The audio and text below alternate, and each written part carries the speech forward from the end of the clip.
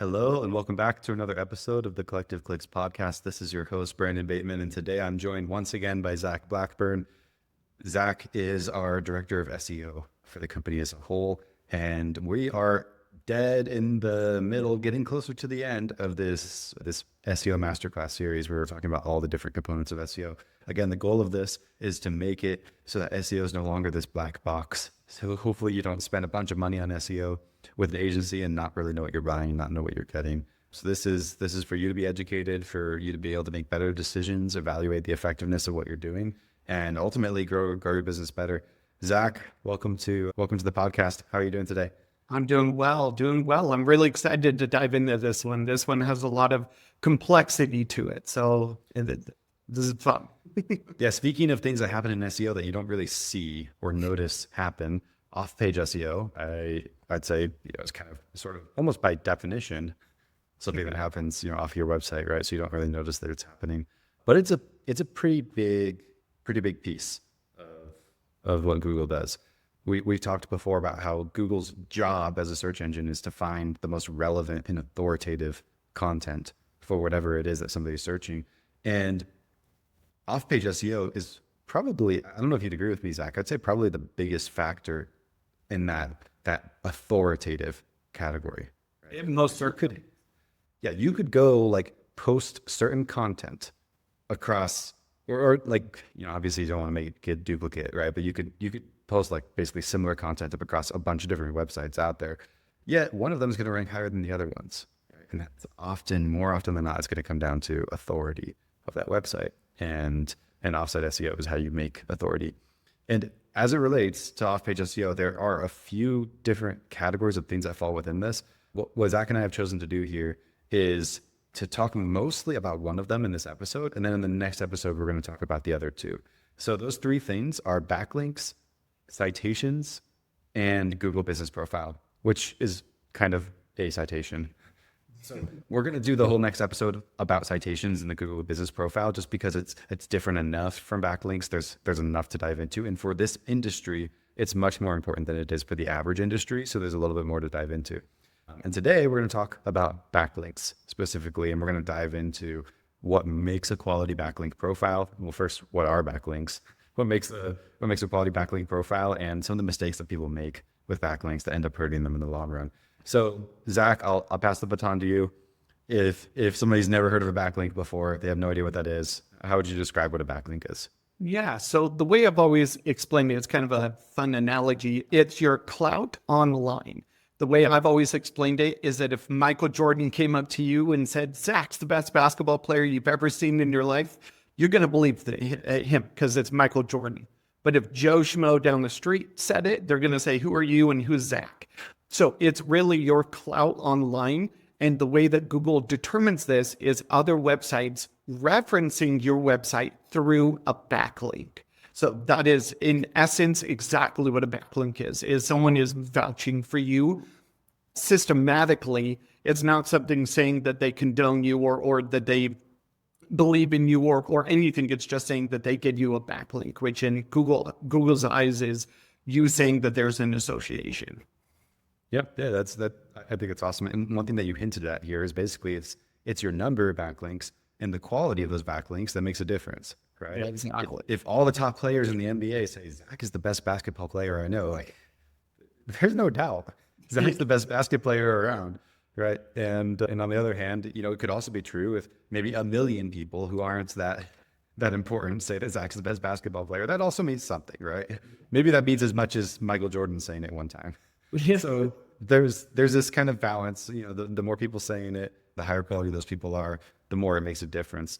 And this, like, if we just go to the origins of this is basically Google in the early days looking at the fact that there's so much content out there. How are we going to prioritize this? If you ever want to see this, you just type in to Google something like sell my house fast and just look at how many search results it has. It probably well into the millions or the billions, right, of things that it's saying are relevant to that topic. Hence, it's included as a search result. Yet, only some of those are going to show up at the very top. A lot of that's going to come down to authority.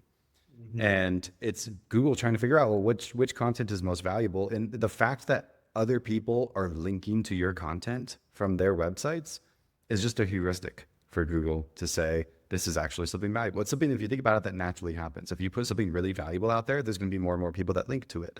Of course, in industries like ours, rarely is a home buying website going to like post something about selling your house fast for cash that's going to be so riveting that everybody in the world has to link to it.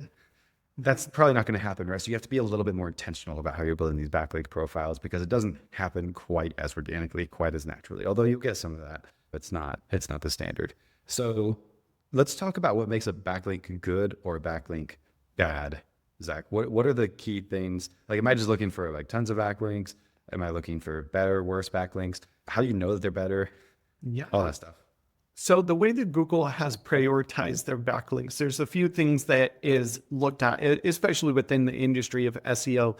So it's relevance of the backlink. It is the authority that that backlink is giving you. So if it's coming from Michael Jordan, or if it's coming from a new basketball player in high school, like that's going to be weighted differently.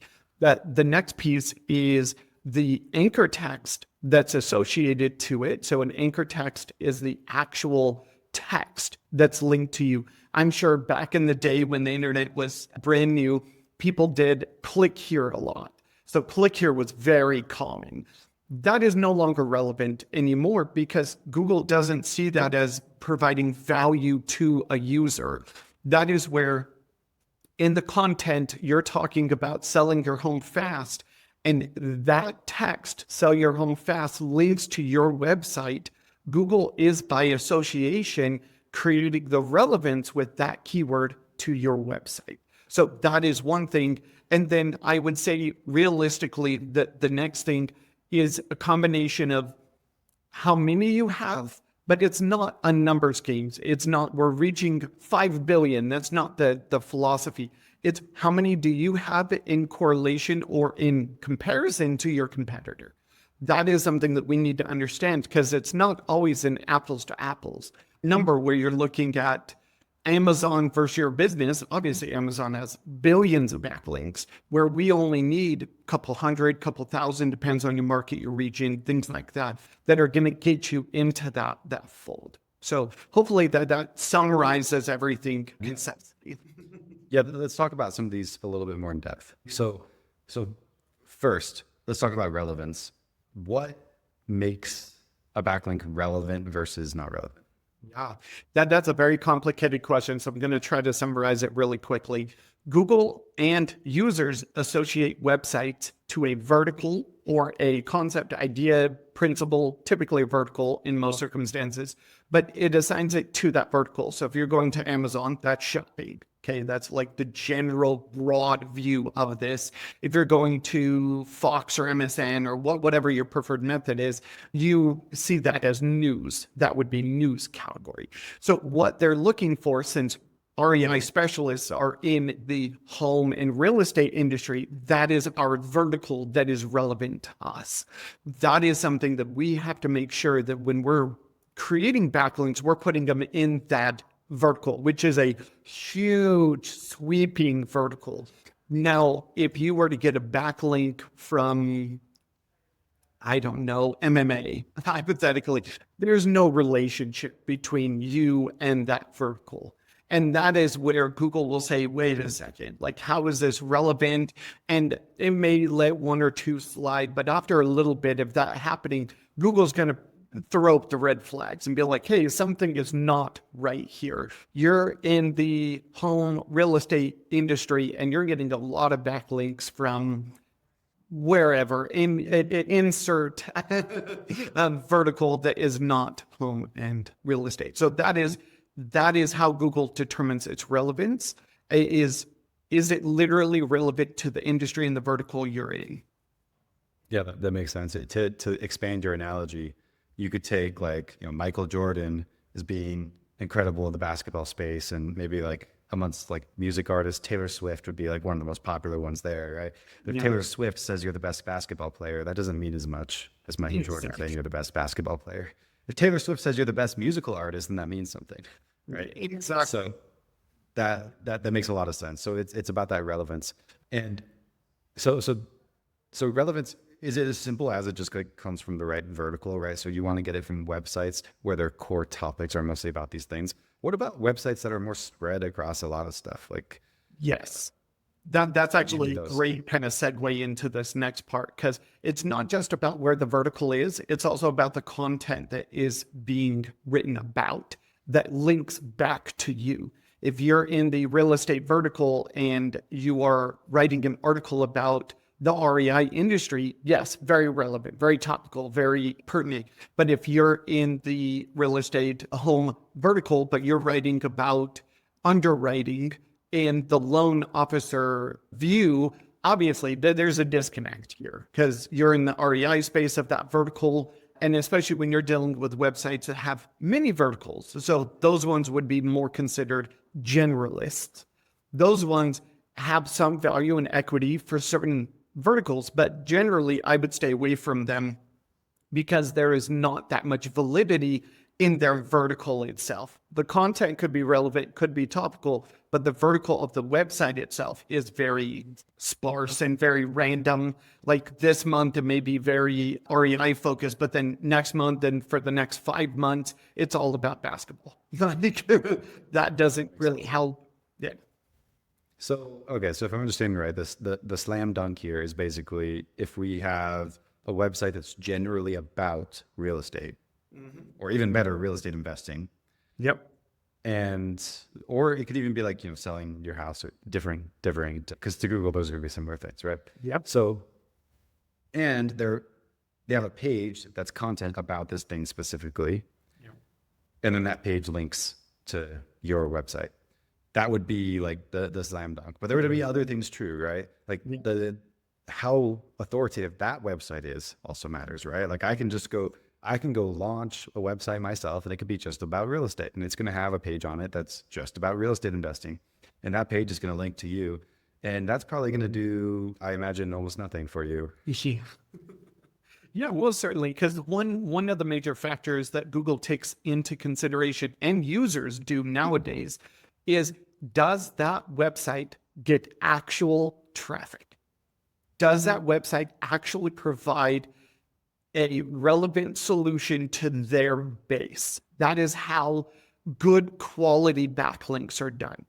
One thing that we have to understand just a little bit about this, in most circumstances, these backlinks, and in Google's eyes, are created because it is relevant and topical and valuable. So that typically means you should generally, in essence, have no control over your backlink portfolio. It is more of a voting card that you don't get to participate in. But through creating good, relevant, valuable content, that's where good backlinks are supposed to come. And that is the philosophy of the backlinks itself, is making sure that they're relevant and topical and have good traffic that can actually turn into a session on your website. Okay, that makes sense. So they have good quality traffic, and does Google know their traffic, or is Google mostly looking at their domain authority? It's looking at both. It understands, and right now in our world, this may change. Who knows what happens 5 years from now? But right now, most people are using Google tools. So they're using analytics, they're using AdWords, they're using Google Search Console, they're using a plethora of Google tools. And Google knows, generally speaking, what is coming to your website. Okay, that makes sense. All right, so that covers relevance, which is about being about the same topic. And then authority comes down to, do they have traffic?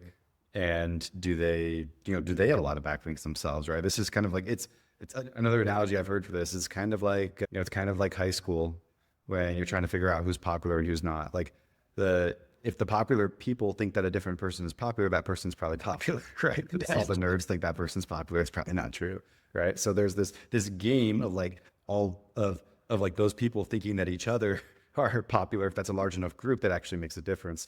So it's interesting, like the same thing that happens on your website, where if you get links from high authority places, it makes you more authoritative.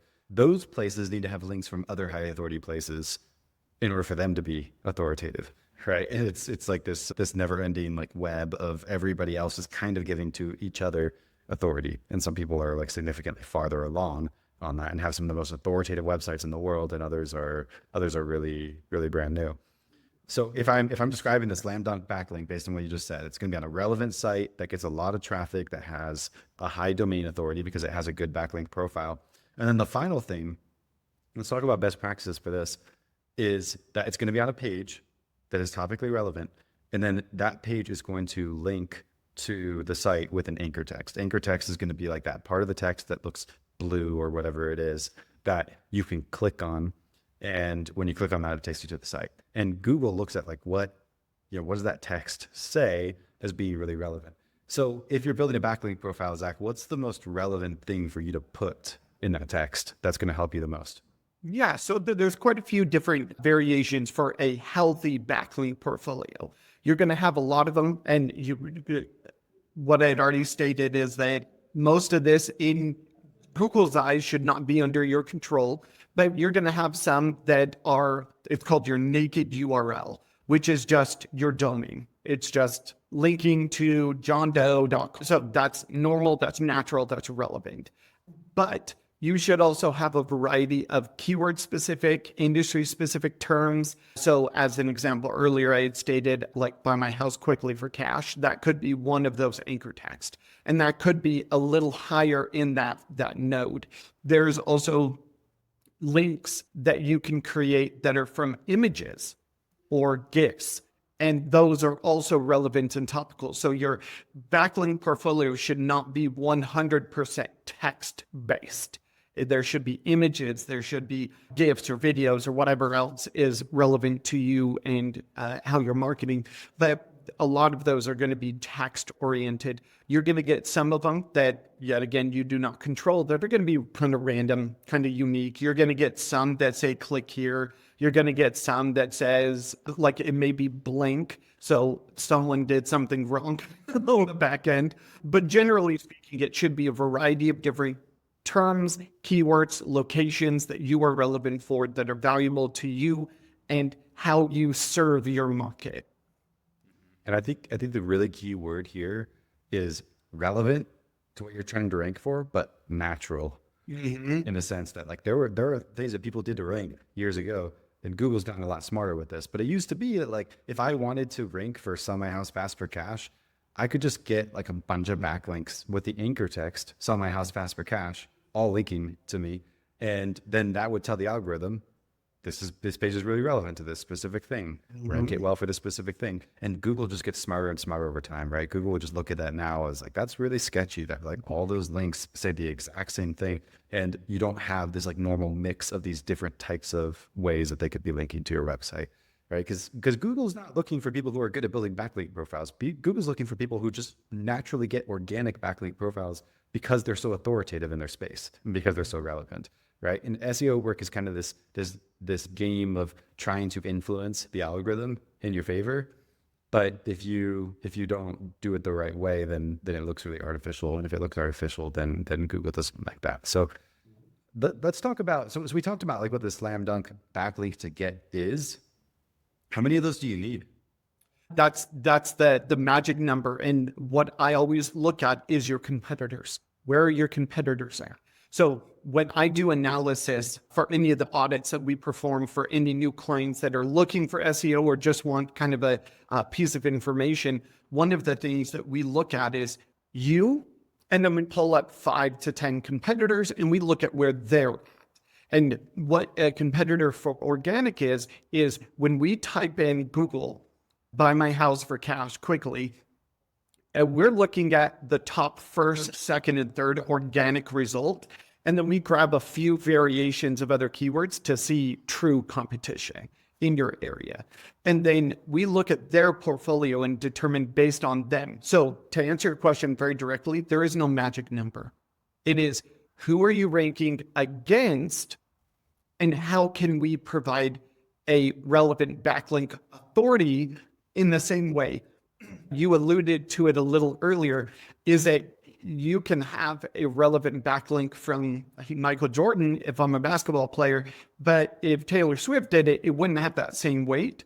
The same is true because Michael Jordan would be the pinnacle of that number. But there are certain people in the industry now, like Curry and a few other LeBron and various other players that are at their peak now.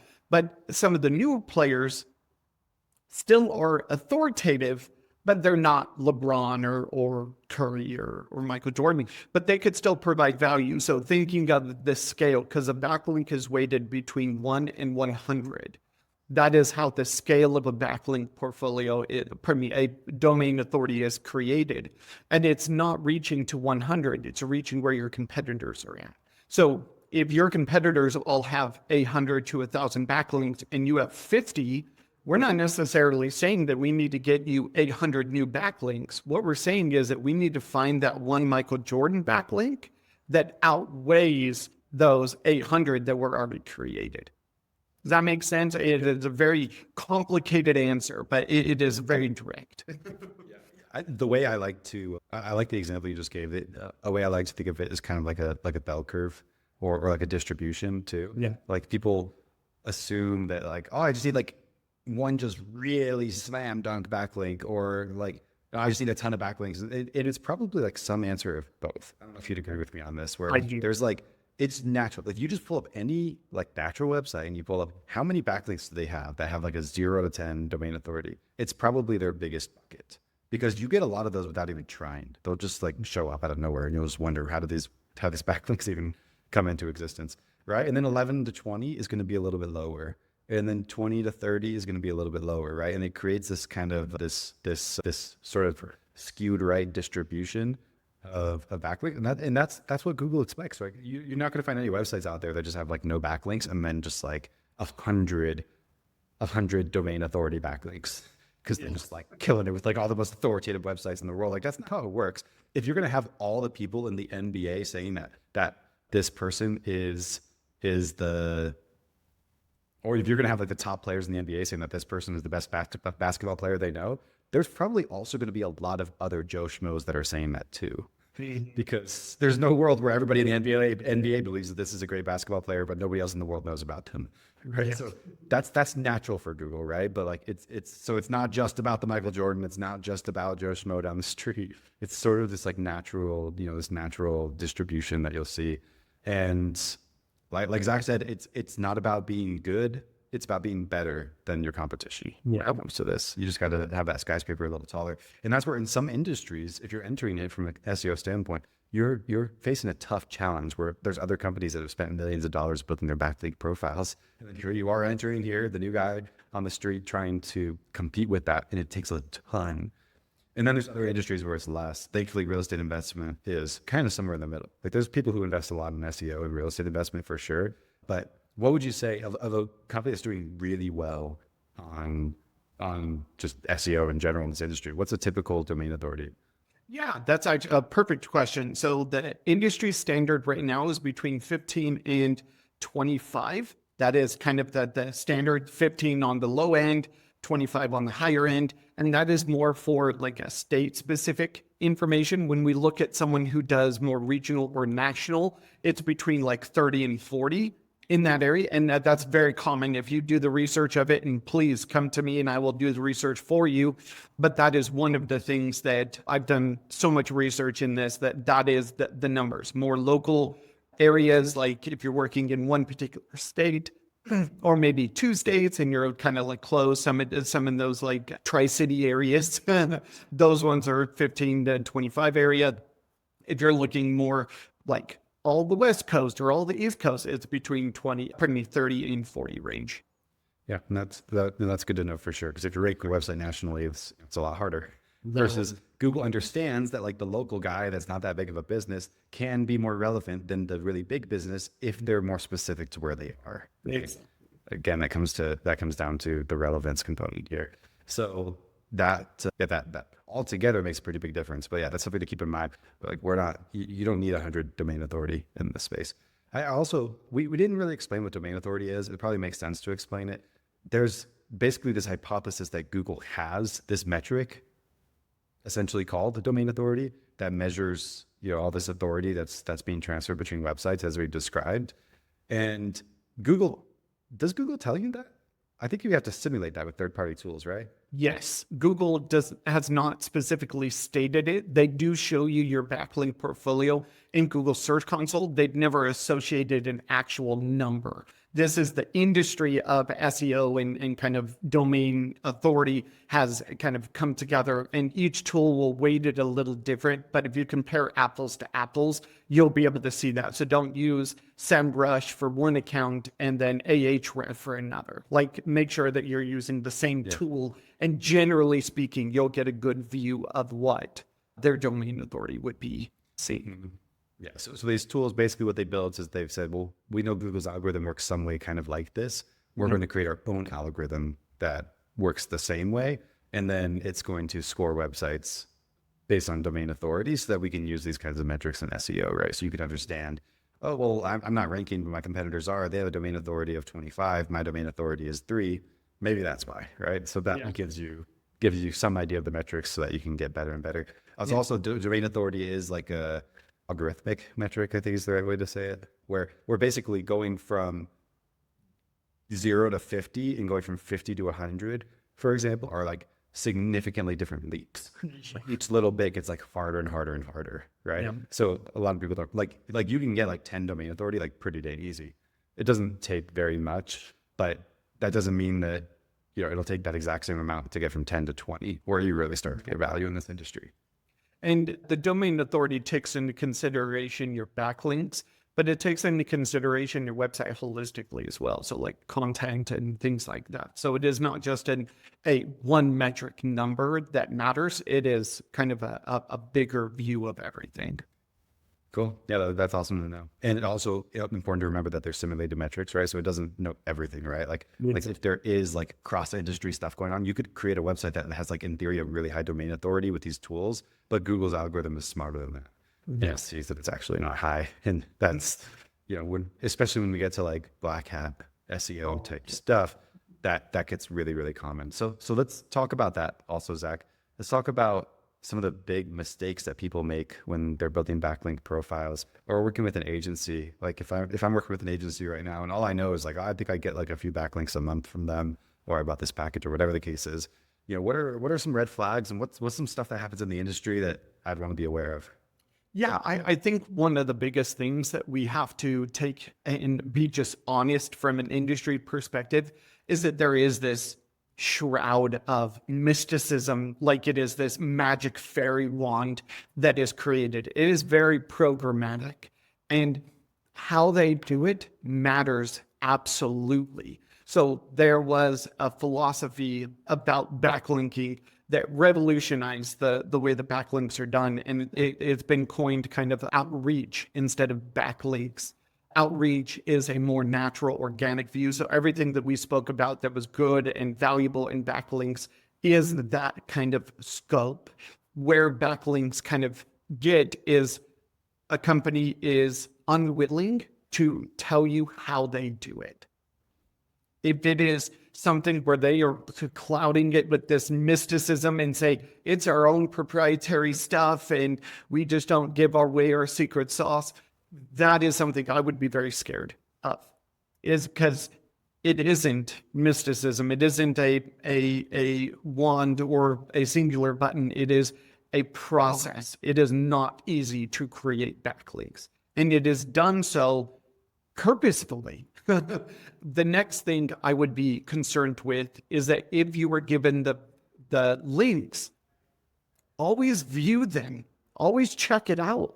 Look at the backlinks. If you ever need an audit of your backlinks from one of your competitors or from one of your agencies you work with, bring them to me. I will walk through that with you to show you what it is, and I will be completely honest if it's doing good or bad for your website. But generally speaking, some of the bad things that happen on backlinks is that they create what's called a link farm. And a link farm is where they own the backlinks. They own the websites, and it is just their network of blogs that they've created to try to be vertically specific, but there is no traffic, there is no value. It is just trying to please an algorithm. And in some circumstances, it does in the very beginning, but it's not if, it's when Google catches it those link farms get taken down. There are tons of them throughout the SEO industry that has seen massive detriment to clients through many verticals because of this practice.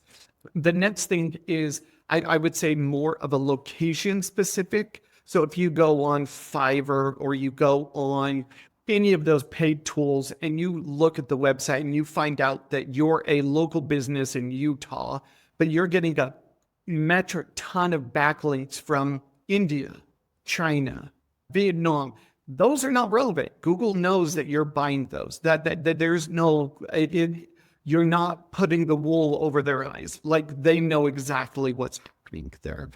And then the next thing is that when you do an audit of the actual backlink itself, there's something that's called no-follow backlinks, which they create an anchor text. It is relevant on a website. It gets good traffic, but then they tag it with this thing called no-follow. It's a programmatic term that is telling bots, not just Google, but bots, to no-follow the link, which means that you're saying to Google, do not give this website credit from my website. So this is a way, backlinks, the way I've always kind of equated it. Think of it like a big pool of water. And every backlink, you're creating a straw that drips a little bit of water from your tank to someone else's tank, okay?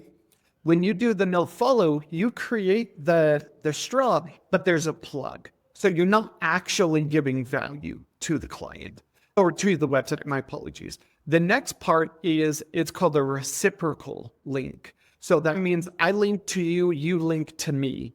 There's no equity actually falling through. So Google has, in essence, basically said this provides no value. It's a wash.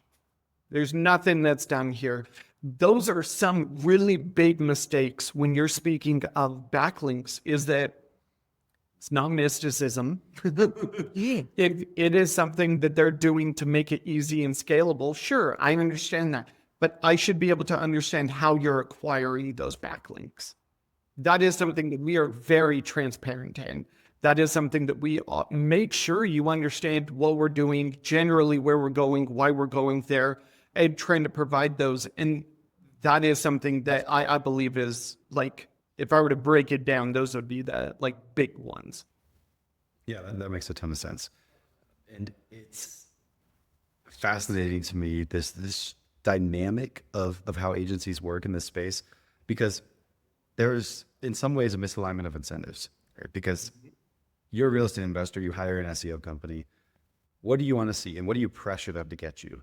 I want to see rankings fast, right? And the crazy thing is, then these agencies, they start to do this stuff that gets rankings, but not the right kind of rankings fast, right? It's kind of like the artificial version of what you actually want, right? So that's where, like, I get caught up. I honestly don't know how any real estate investor could reasonably pick an SEO agency. And the reason is, if anything, like, can they judge all the SEO agencies based on how they do their work? Probably not, right? Because it takes expertise in order to figure that out. That's why you're hiring the experts, right? Because you don't know that yourself, right? And it's normal. That's how it should be. All right, so then how do you know that they're good or bad? Well, by their results, right? But Black Hat SEO actually works faster and better than normal SEO does. It just crashes and burns at some point, and the agency collects all that money from the client, and then, guess who doesn't answer their phone anymore after it crashes and burns? Is that same agency, right? So it's an interesting kind of like misalignment of incentives, where I don't know how that's why we're making this series. I think it's good for a business owner to like learn a little bit about this so they understand what to do. Because if someone's just selling you SEO, I mean, I could tell you, like, look, we'll get you a bunch of backlinks that are this domain authority, but then, what about relevance? Well, and if it's relevant, okay, I'll make sure that they're relevant. Okay, well, what about, like, are they reciprocal links? Okay, well, no, they're not reciprocal links. Well, are they part of a PBN? And, like, there's just a million little things that you could do that there's like no end to it, right? Where, like, I could always find some way to give you something that's like quote unquote valuable, but isn't actually valuable. And so it's like, there's just ample opportunity for the agency to deceive the client, which I think is what makes it a little bit of a hard game. I do want to ask you, Zach, though, because, we talked about what this slam dunk link does look like, and what are backlink profiles that aren't good, things to watch out for, all that kind of stuff.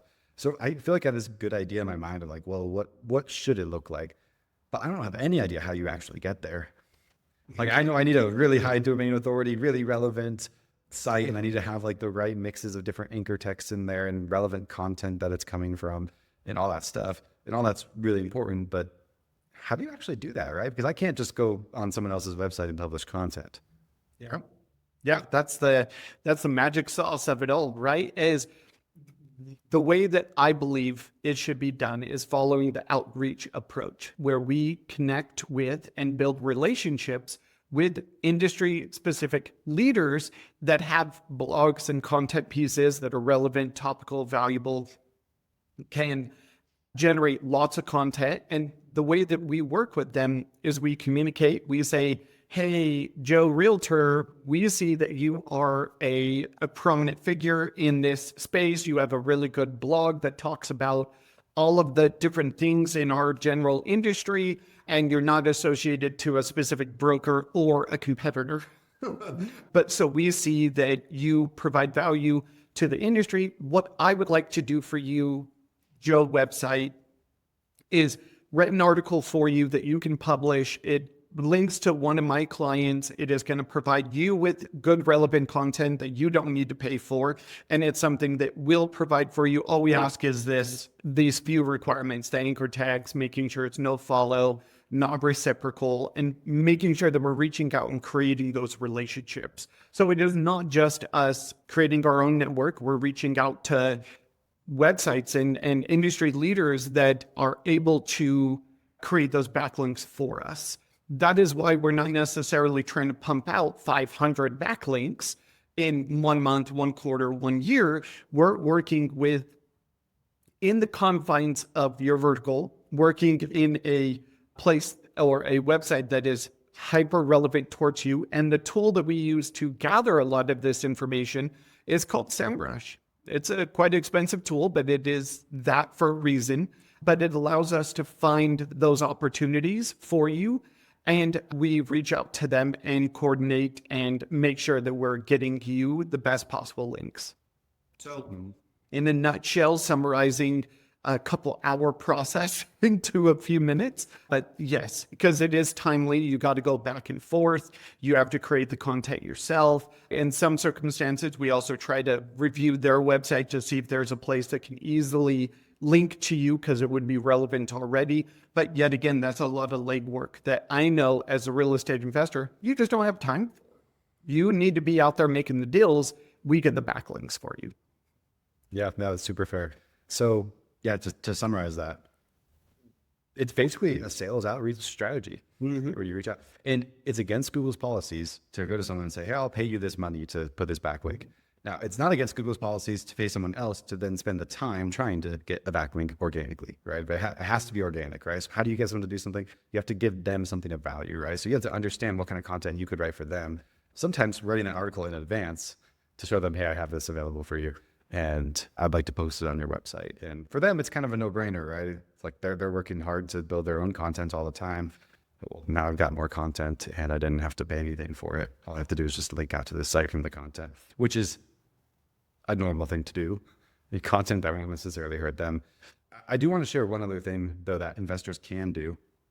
There is a specific tool if you're looking to add a little bit of your time towards building your backlink profile, where you can do something as the investor, as the owner of the business, that it's kind of hard for an agency to do for you.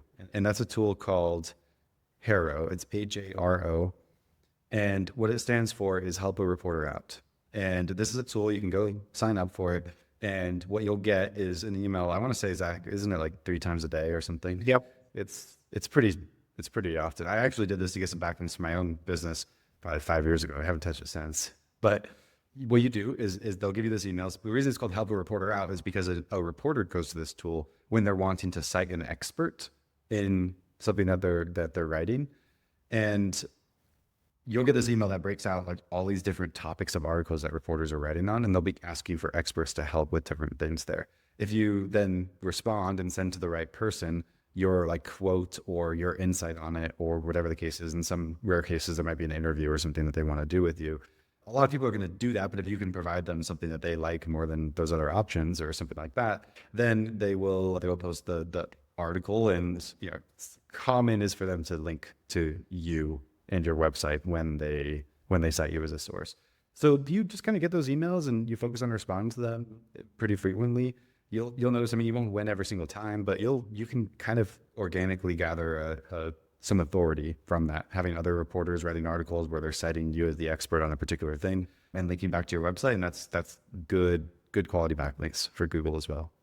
And that's perfect. Just one final thing as well, and this is a free tip, is that there is a lot of local websites that are maybe local or regional or multi-state that work. I live in Utah, so KSL is one of them. And it's a gigantic website that houses news, classified ads. It houses, you can get jobs, you can post job listings. Like it just kind of like, it's this all-encompassing thing. Craigslist basically, but for Utah. Exactly. So there are websites that are regionally specific, state specific, city specific that you'll be able to go on as well to create those individual listings, postings, backlinks. And from there, that's going to generate a lot of value as well, because they do get a lot of searches. They do bring a lot of value to you in the business. I believe when I did the search last time, KSL regionally here, I think it was like 2.7 million a month users that searched for that website. Like that is no small drop in the hat. And I live in Utah. Yes. Yeah, fair enough. Although tell me this, Zach. So yeah, KSL is valuable, but I mean, is it valuable for me to just like go on Craigslist and go link to my website there? Like that's a backlink. It's technically from a website that has high traffic. It depends on how it's done. I would say I guess it depends on the intent, because Craigslist has such a diversity in what you can do. Generally speaking, I would say staying away from like national things, because then it's, unless you're a national company, it isn't going to be as relevant for the users.